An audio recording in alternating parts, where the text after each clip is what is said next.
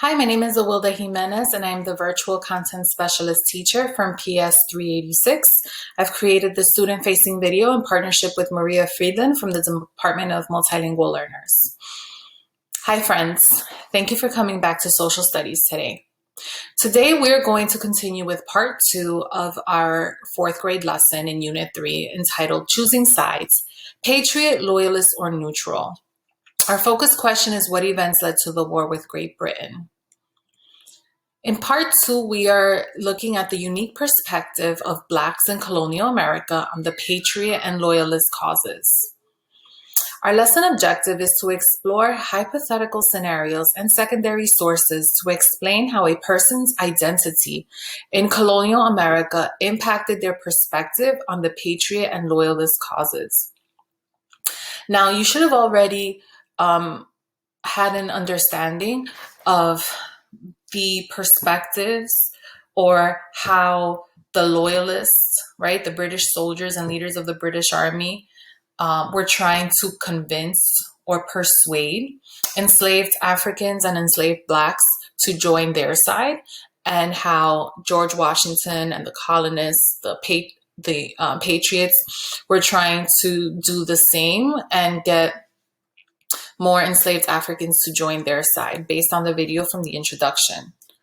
Okay, and again, as a reminder, this is a response.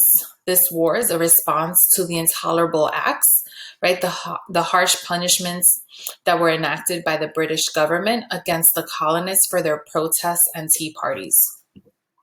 So one of the things that we should be realizing, not just based on part 1 of the lesson, but our previous lessons, is that who you are and your experiences in society play a role on which side you choose, on your point of view, on your opinion over whether the 13 colonies should be their own country or should the king continue to make laws and rule over the 13 colonies.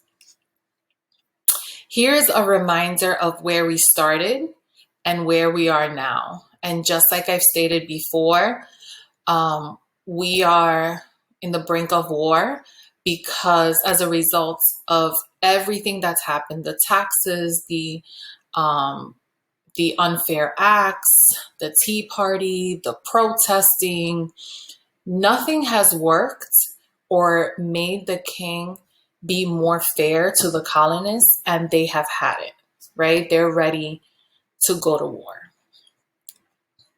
Okay, so for independent practice today, we are going to work in groups to analyze the perspectives of 3 enslaved Africans, William Lee, James Lafayette, and Harry Washington. Okay, so as we are looking and analyzing the photos and the information, we're thinking about who is the person that I'm reading about, what job did they have, and does that make me think that they would be a patriot, a loyalist, or neutral? Neutral meaning they're not picking a side, they're just waiting for the war to end and they're just going to continue with their lives, right? So here's an example. Let's do one together and then you and your groups will do the rest on your own. So here's William Lee, right? This photograph shows right here, the man in the background of this portrait likely represents George Washington's slave, William Lee. Now, we already know that if you were a slave, were you free to do whatever you wanted to do? No, right? You had to work, and a lot of times you were unfairly treated. You weren't paid for your work. Okay, so we should keep that in mind as we are analyzing these texts. So here's a timeline of William Lee's journey with George Washington as a slave. And again, I'm thinking about where can I find information that shows me who William Lee was, what job did he have? Does that make him a patriot, a loyalist, or neutral. Now you could choose to click on the audio and listen to all of the information. You could also highlight the information with your group, or if you're doing this by yourself, go to Google Translate, paste the information here, and then translate it in your native language. Those are just some choices that you have to help you understand who the perspective of these enslaved Africans.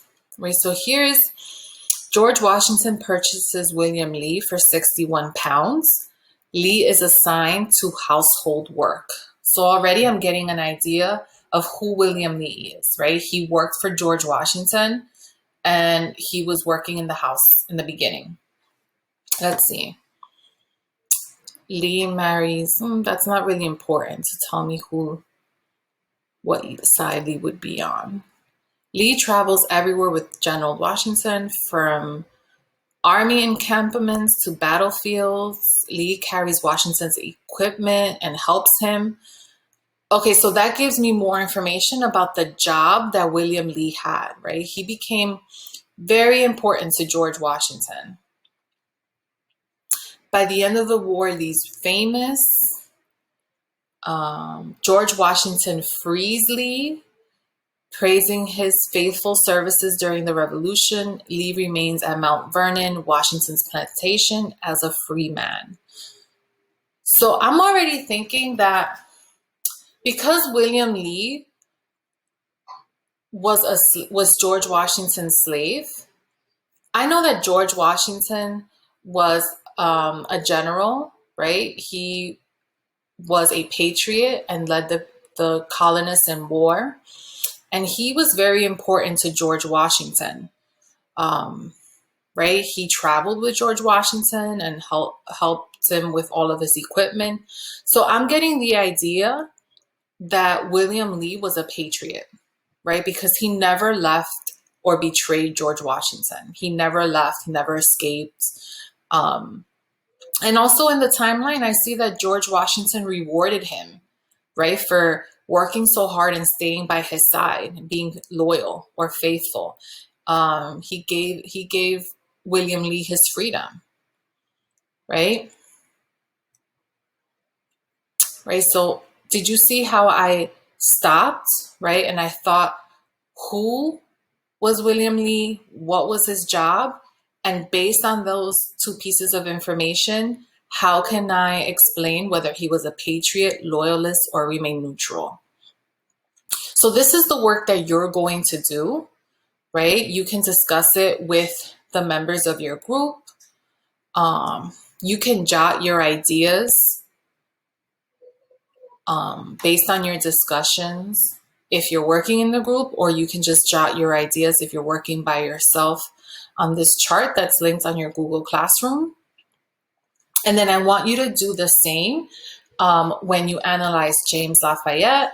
Again, you can click on the audio to listen to the information, or you can highlight the information, paste it onto Google Translate in English, and choose your native language that you want it to be translated to.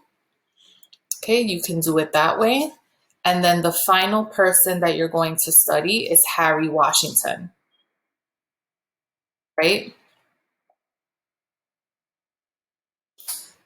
You can also think about publishing the notes, right? Thinking about what actions did this person take during the Revolutionary War? Why do you think that this person did what they did? And what questions do you have? Okay, and then once you're done, I want you to compare. Did enslaved Blacks or enslaved Africans have the same perspectives on choosing whether they were going to be a patriot, a loyalist, or remain neutral as the colonists that we studied in day one? Did everyone have the same simple reasons for being a patriot, loyalist, or remain neutral?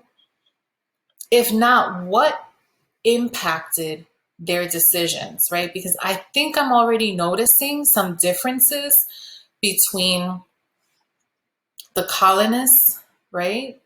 And then the enslaved Africans.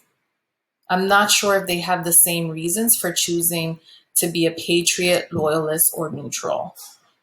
And that's a very important idea to hold on to as we move forward after the American Revolution. All right, friends, thank you so much for coming to Social Studies.